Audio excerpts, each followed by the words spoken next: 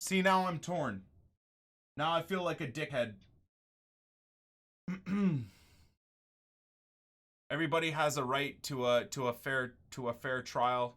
Jumping the gun on the whole Kiko Casilla trial.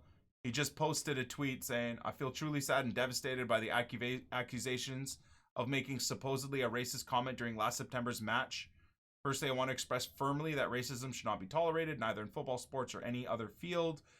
With respect to the FA, I respect and understand the obvious process to be taken to prosecute any accusations of racism. In fact, I agree with any prosecution in order to eliminate any trace of racism in sport. Nevertheless, I'd sincerely like to mention that last 5 months have been most difficult ones in my professional career, and I do not feel at all that the guilty verdict is a clear reflection of the incident. I'm sure that my family, friends, colleagues, and the different technical teams who I've been working with for all these years in my professional career know that I would never use my words with a racist meaning, and my respectful behavior towards my opponents since I started my career has been honest and with maximum sense of fair play. I'd like to deeply thank my club, Leeds United, for its support during all this time, and above all, appreciate the support of the fans, whose warmth has strengthened me and make me feel stronger in the difficult moments." I don't know how to feel, man. I don't know.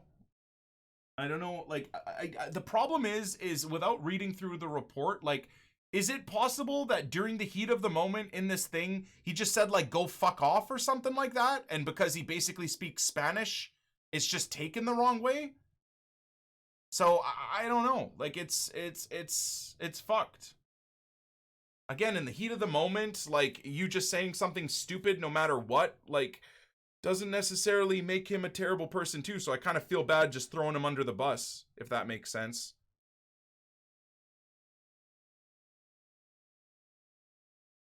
Doesn't sound like he wrote it himself. He hasn't really apologized though, but what would he have to apologize for if he didn't do anything, Lambrex? That's the thing, right? Like I said, if he's found guilty, unfortunately, fuck it, man. He's got to go, and you got to put Mesle in the team. We can't be standing for that, period.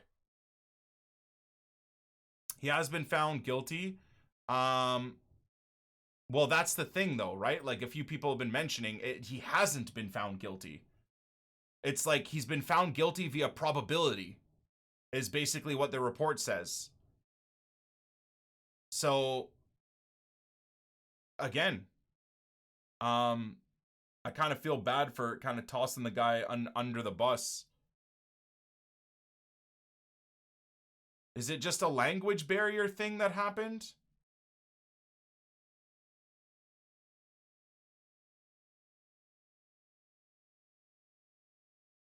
Again, Kib, I don't think you're really understanding it. I don't think you're really understanding the situation, man.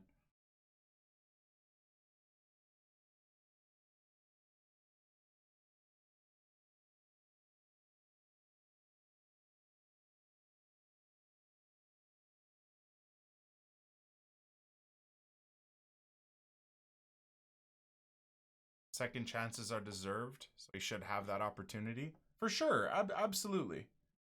Absolutely. Oh man, this Kiko Casilla thing is just straight up killing me, dude. Honestly. Just killing me. I don't know which way I'm going or coming with it. I really don't. Anyways, I don't want to get into it too much because once again, like, the full report hasn't come out yet. What has come out though, in terms of a full report, is the new pitch notes from EA. So, let's have a look at their new pitch notes and just see if they've actually made any changes or what's going on, man. Because like I said, I'm very, very happy with the way they're taking promos. The Shapeshifter promo is actually very good, but you can't deny that the gameplay, responsiveness, connection, button delay issues are rampant and terrible, man. So bad, it's so hard to enjoy this game no matter what type of promo they do. So let's see what these new pitch notes are saying for us. We said in December that we're aiming to give you more frequent updates about our online connectivity and responsiveness efforts. So here we go, boys. So today we're sharing details about our live study methodology. Okay. His notes will focus on deliberate and informed approach we take towards making potential connectivity and responsiveness change. This is because we have to consider real-world networking conditions, which are made up of many variable factors such as packet loss, weak Wi-Fi signal, and more, for sure.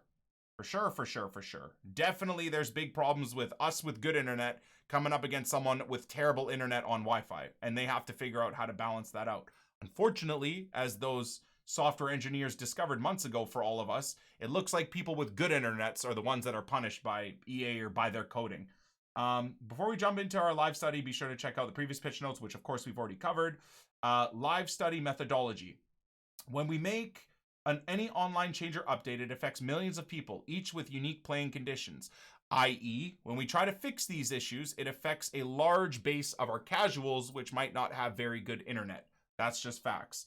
And they need to keep those casuals happy because those are the ones that are earning them hundreds of millions a year on FIFA point purchases. This is why we've started implementing live studies alongside our existing internal testing whenever we investigate a potential change related to connectivity. Once we identify a potential change and have tested it internally, we determine a group of volunteer players who can give us actionable feedback.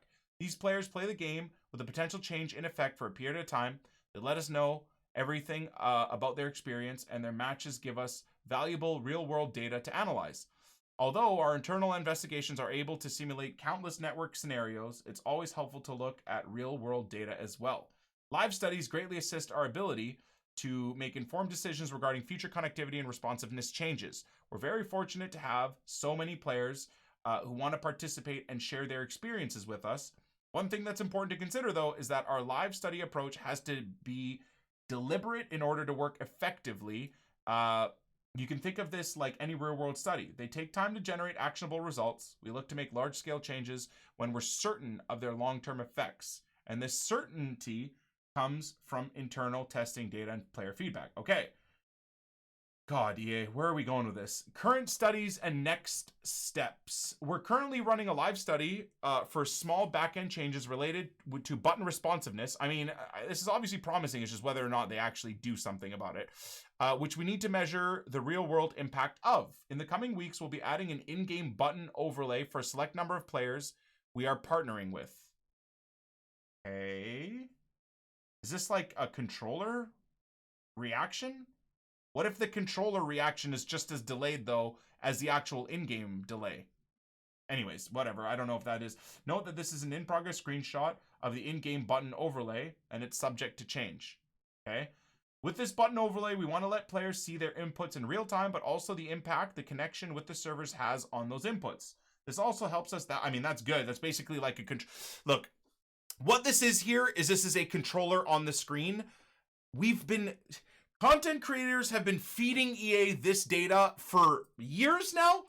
Not just Crassi, but Crassi's a great example. He has a controller on the screen, and he does the slowdown mechanics where he beats a player, and you can see on his screen he loads shoot, and then on screen, like in terms of the controller, you can see his button commands, and then on screen his player on the field will ignore the command or take an extra second and a half to do it. So, whereas I do appreciate this, they've had this feedback for months and months and months. So anyways, we'll continue on.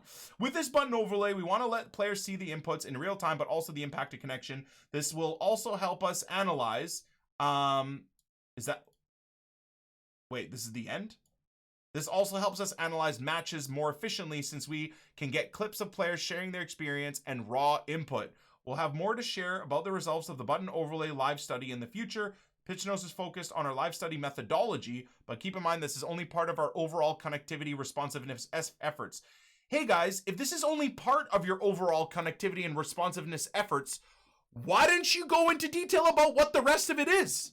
Why the endless smoke and mirrors? Guys, these pitch notes are meant to give us a look and an understanding as to what's happening. How about a schedule? How about a schedule of, okay, the testing is going on from now until the end of March. The efforts and the work is going to go from June to July. And magically, we'll have an answer for you guys for FIFA 21. Like, and sorry for being a little bit toxic there, but this is not good enough. I'm sorry. Is this me? Again, am I just being toxic because I'm fed up of the gameplay of how bad it is? But Please continue telling us what you're experiencing online. I mean, I will, don't worry. I absolutely will. I try to give them video feedback as well on Twitter. We may look to roll out some further changes via additional live studies. Like, this is not good enough. We, once again, as most pitch notes, unfortunately, end with, we have no further understanding of what's going on and what they're doing. No breakdown of what's going on with responsiveness. Is it server side? Do we have data, raw data, pictures, a breakdown graph of the data, of the connection issues? Like, you go to Reddit and you see software engineers in the FIFA section have more detailed breakdown of what's right and wrong with the servers than EA themselves, who give us these pitch notes, who have all the actual raw data directly from their game, from their servers, etc. So, man, I was actually really hopeful about this for gameplay responsiveness. We get nothing.